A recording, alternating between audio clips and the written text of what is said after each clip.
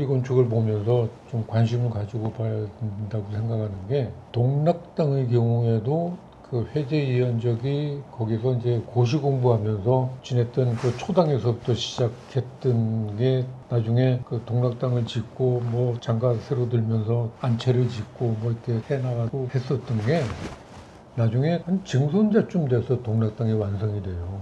그러니까 우리 건축은 어느 한순간에 누가 이렇게 짓자라고 해서 계획을 딱 잡아서 짓는 게 아니라 우선 이번엔 요만큼만 짓고 필요한 것만큼 짓고 그 다음에 또 뭐 식구가 늘어나거나 뭐 이렇게 또 사정이 또 바뀌면 거기에 맞춰서 또 짓고 이어나간 거고 그게 그러니까 동락당은 그 만들어진 연대를 보면 지금의 모양까지 만들어지는 게 시작에서부터 한 200년 정도 걸렸고 선교장 같은 경우에도 보면 처음에 이내번의 어머니가 이내번을 데리고 이제 강릉으로 이사를 해서 배나루인가 했던 그런 동네에 터를 잡고 거기다 집을 지으면서 자식들을 계속 이렇게 결혼시켜서 분가를 시켜서 다른 데로 보내지를 않고 한 채로 더 지어나가면서 결국 지금과 같은 그런 게 됐단 말이에요.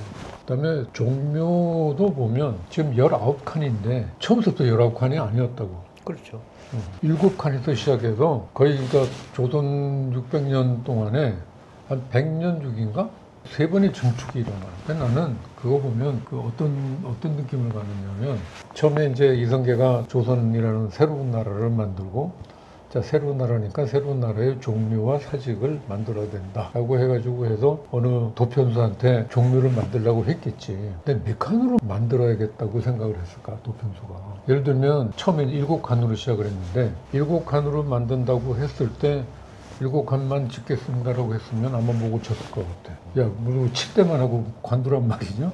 나라 망한다고 하는 반역죄가 됐을 것 같아. 근데 그거를 그 시킨 사람이나 도편수나 이 건물은 앞으로 계속 늘어날 거야.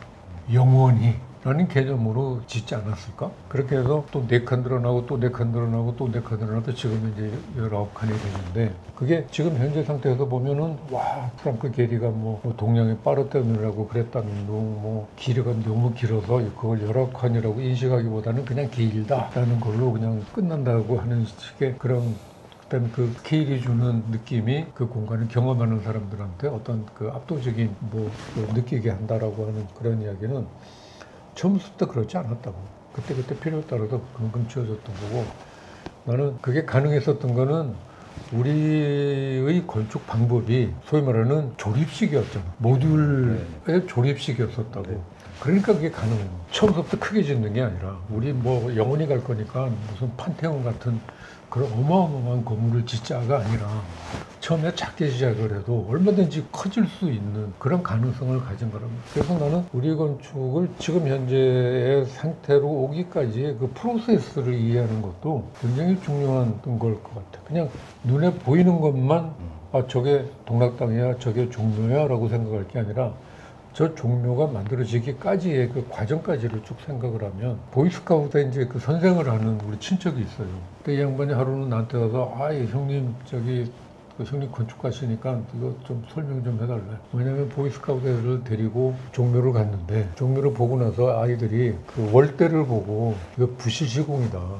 이렇게 가장 중요한 공간, 왕조의 가장 그 상징적이고 중요한 공간이라고 하는데 거기를 이렇게 부실시공을 했으니 우리나라 건축이 제대로 됐겠냐. 산풍도 무너지고 뭐 성수대교도 깔아앉는 거 아니겠느냐라고 이야기를 해서 자기도 대답을 못했다는 거예요. 나도 그 왜 그렇게 우리 조상들은 그렇게 못했는지 설명을 해달라. 그래서 내가 설명을 한 게 그거였다. 저 건물은 한 번에 완성된 게 아니고 4번의 증축을 거쳐서 600년 동안 거의 100년 단위로 이렇게 됐다. 근데 건물은 목조 모듈러 있기 때문에 얼마든지 증축을 해나가도 표가 안 난다. 그리고 종묘의 그 뒤에 영영전하고의 차이는 영영전은 가운데가 솟아있어. 근데 여기는 이 정전은 중심이 센터가 없다고. 센터가 없다는 이야기는 얼마든지 뻗어나가도 센터가 계속 옮겨간다는 이야기죠. 그게 나는 불확정성에 대한 대응하는 방법이었는데 문제는 건물은 그렇게 된다고 치고 그 앞에서 행사를 해야 되는 그 월대는 돌을 이제 까는데 그 돌을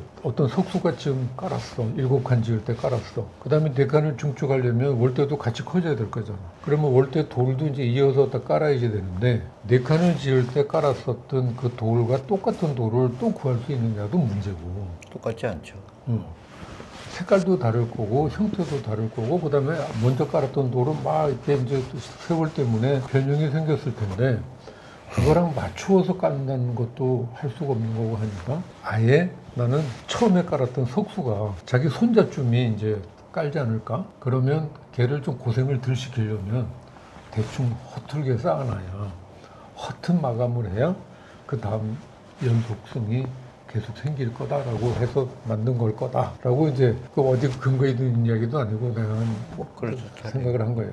그건 근데 현대 그게- 와서도 못 맞추니까 절대. 그거 절대 못 맞춰. 그런 거고 특히나 이제 거기서 하는 행사가 종묘 제략인데 거기서 뭐 뛰거나 거기서 무슨 뭐 비보이 춤을 추는 게 아니잖아. 그 종묘 제략 같은 거 봐봐 천천히 움직이면서 하는 거니까 바닥이 빤빤해야 될 이유도 없고 그 상황과 내용에 맞는 걸 그냥 그대로 잘 만들어서 그냥 그렇게 정리한 거예요.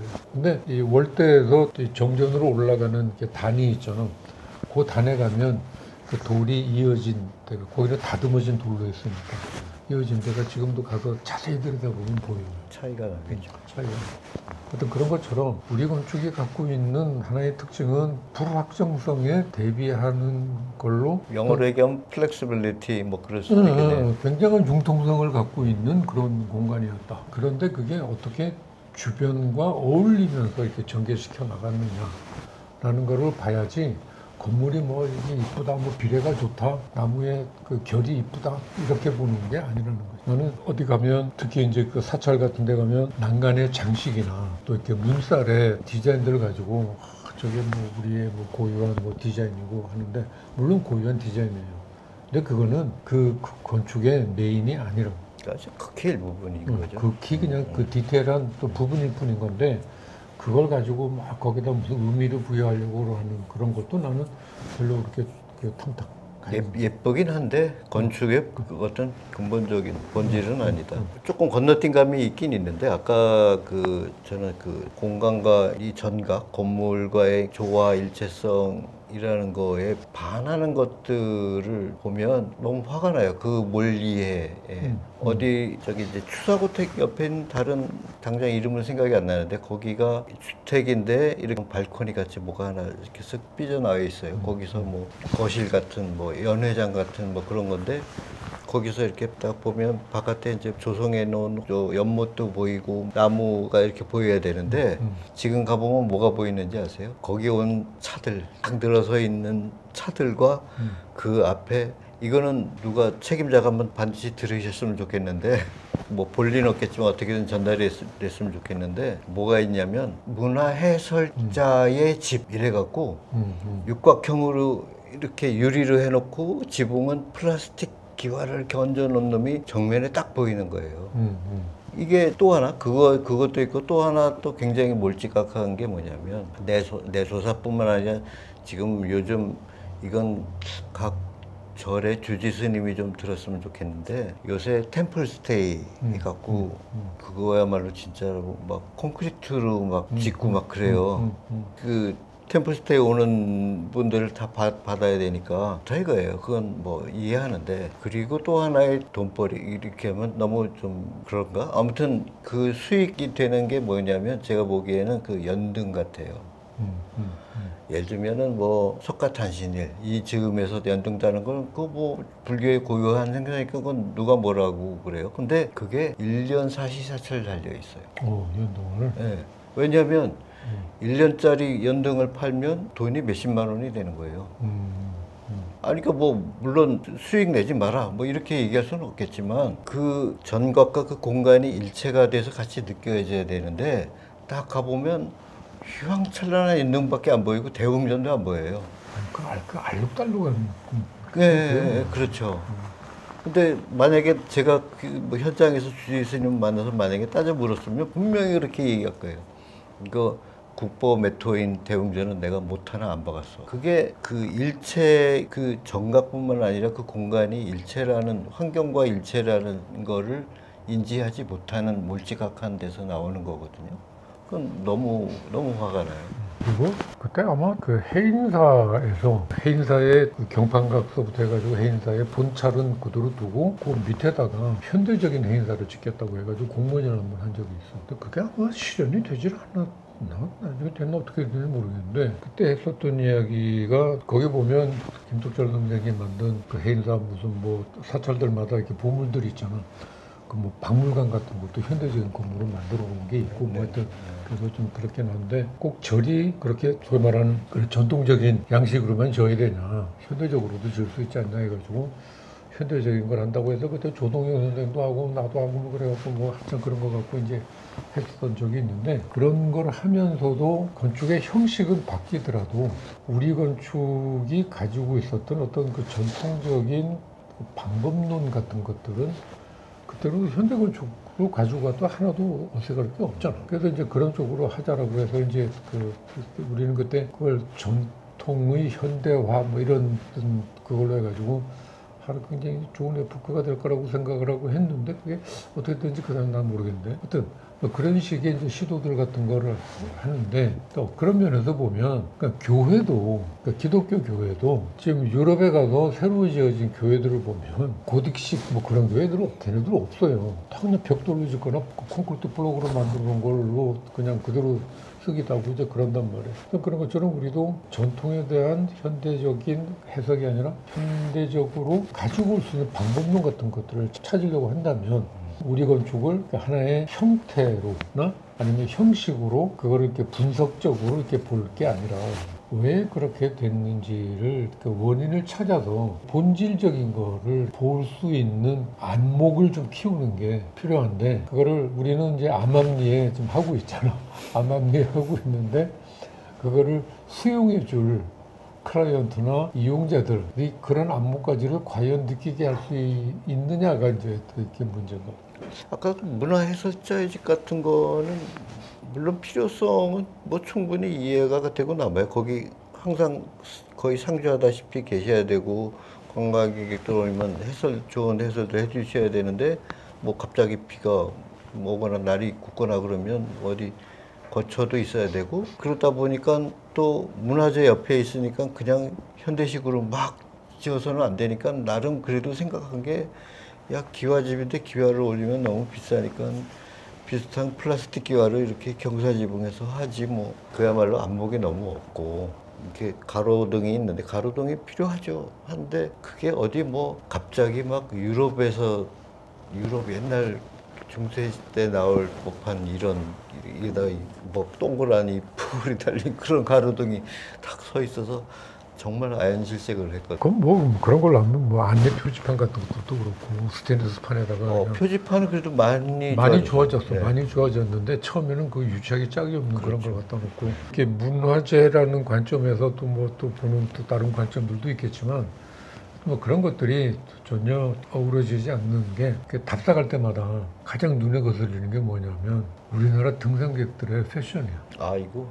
그 고즈넉한 풍경, 그 고즈넉해야 되는 그 공간에 알록달록한 특히 또 우리나라는 이렇게 빨간 옷들을 등산복으로 많이 입지. 그리고 그냥 뭐 선글라스에 뭐 온갖 그 화려한 걸 한 사람들이 그냥 이렇게 확 몰려다닐 때는 그건 정말 그 눈을 버리니까 얼른 시선 돌려야 되는 옷도 옷이고 요새는 날이 뜨겁잖아요. 그러면 다들 양산을 많이 들고 가요. 양산은 또 왜 이렇게 또 컬러풀하고 알록달록한지 그거는 이게 펼쳐져 있으니까 이게 확 가리잖아요. 근데 연등 친 거랑 똑같죠. 예, 근데 요즘 정말 시대가 좋아진 게 예전 같으면 그분들 이제 다 비워질 때까지 30분이고 1시간이고 기다렸다가 찍거든요. 근데 요즘은 안 그래도 되는 게 AI가 너무 좋아졌어요. 감쪽같이 지워져요. 그래서 요즘은 뭐 안 먹고 찍는데 그러면 그 너무 어려운 설명 말고 일반인들이 만약에 우리 건축을 갔을 때 뭐 어떤 거를 봐라 하고 몇 가지로 이걸 추격해 주실 수 있을까요? 나는 건축을 꼭 우리 건축뿐만 아니라 그렇죠. 모든 건축을 보는 방법이 우리가 그러니까 여행을 함부로 못했을 때 그다음에 이제 그 일정한 정해진 시간 내에 그걸 볼 때 난 그래서 여행 갈 때 학생들한테 가능한 한 카메라를 쓰지 말라고 그래. 카메라 찍지 마라. 좋은 사진은 책에 얼마든지 있으니까 굳이 안 찍어도 된다. 그게 뭐냐면 사진 찍고 돌아서면 끝나잖아. 이거 끝났지. 와서 잘 보지도 않아요. 보지도 못하고 그 나중에 특히 우리나라 건축은 이게 어디서 찍었던 건물인지도 몰라.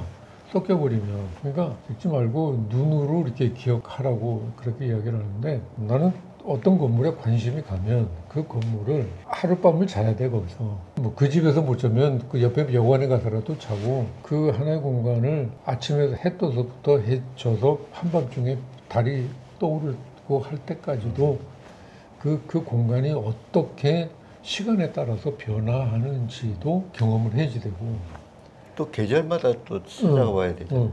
하고 또 계절마다, 그다음에 날씨마다 그 집이 그러니까요. 어떻게 그 환경과 조우하는지를 봐야 그 건물을 정확하게 이해를 했다고 생각을 하는데, 그게 그러니까 건축에 갖는 이제 본질이 그런 거 아닌가? 나는 우리 건축이 그냥 그 오브제로 다루어지는, 예를 들면 뭐 조각가도 내 조각에도 공간이 있어라고 하는데, 그 공간하고 우리가 하는 건축에서의 공간이 다른 이유는 우리는 사람이 거기 들어간다는 이야기잖아. 들어가서 무언가를 이렇게 한다는 어떤 행위를 한다는 거란 말이에요. 그러니까 그 행위 자체가 어떤 공간 속에서 일어날 때 그게 어떤 감각을 만들고, 그다음에 또 그 공간이 그 인간하고 어떻게 이렇게 교감을 해서 어떤 결과를 만드는지 뭐 이런 것들 등등을, 그게 바로 천지인의 인인 거죠. 글쎄, 하여튼 뭐 그런 것까지를 느껴야 그게 온전하게 그 자기 그게 되지, 그게 안 된다고. 양동에 이제 향단 같은 건물 같은 걸 가서 보면, 거기 공간 질서를 보면 거기에 살았던 사람들의 일상이 보여. 그게 그 시어머니 공간하고 며느리 공간이 같이 요만한 마당들을 하나씩 가지면서 있잖아. 거기서 그 시어머니가 그 며느리를 어떻게 대했고, 뭐 그 이 주종 관계가 어떻게 됐을지 같은 게 이렇게 그냥 상상을 할 수 있는 그런 것들을 느낄 수가 있단 말이야. 근데 그런 것까지를 느꼈을 때 나중에 그러면 나는 그러면 그런 상황에 어떤 공간을 만들어낼 수 있을까, 뭐 이런 것까지를 그걸 해야 될 것 같은데, 그런 것들까지를 상상하게 하려면 교육이 돼야 되는 거야. 그래서 우리 언제 해야 될지는 모르지만 뭐 예를 들면 뭐 부석사든지 소세원이든지 거길 가서, 그거는 뭐 거기에 좋은 점은 상세하게 뭐 이렇게 좀 안내를 해주면 그거는 좋을 것 같은데, 일반적인 그 뭐 일명 기초 가이드라고나 할까? 그거는 일단은 건물 자체를 오브제로만 보지 마라 하는 거 하나 있을 거고, 아까 뭐 얘기대로 뒤돌아 쓰는 거를 게을리하지 마라. 왜냐하면 우리나라 건물의 가치는 건물을 바라다 볼, 뭐 그것도 좋겠지만 그 안에 들어갔을 때 주변 환경과 어떻게 조화를 이루고 교감을 하는지를 느껴보는 게 좋겠다.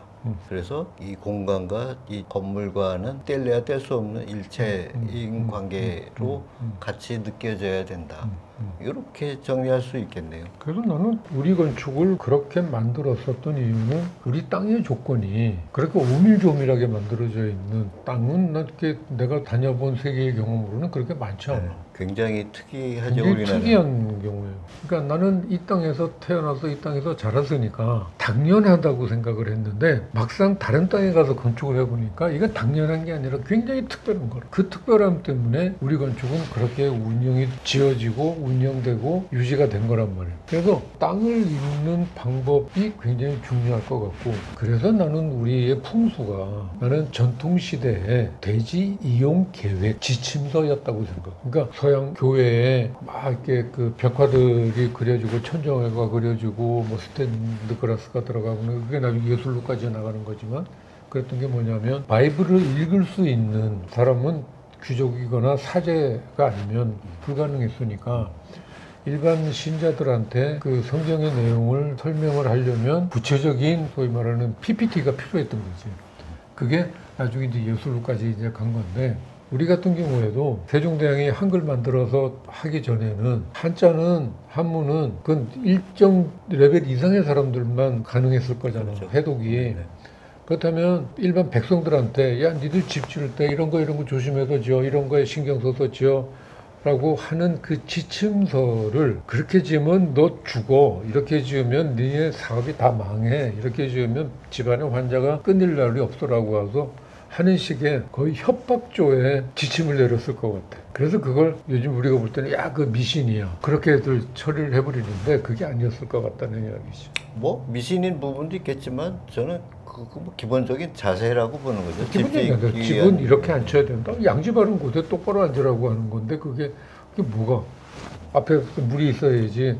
나중에 거기서 저기 뭐 설거지를 하든 또 변을 보든 다 이렇게 배수 처리가 될 거고 위에서 물이 내려와야 먹을 물이 생길 거고 그건 당연한 거고 그다음에 뭐 서쪽으로 앉으면 뭐 여름에 햇볕 들어와서 음식 상할 테니까 서쪽에다가는 주방을 두지 말라고 그랬을 거고 어떤 그런 등등의 것들이 근데 그것들을 다 하지 마라가 아니라 그렇게 하면 병난다 그렇게 하면 뭐 망한다 뭐 이런 식으로 이제 그 주문을 했기 때문에 그래서 오는 건데 나는 그렇다고 뭐 내가 지금 뭐 풍수를 새롭게 공부를 했거나 그런 건 아니지만 유추해 보면 그렇죠. 그런 것이었을 네. 거다라는 거죠. 아까 그 우리나라 땅 때문에 지금 우리나라 방산이 아주 히트를 치고 있다네요.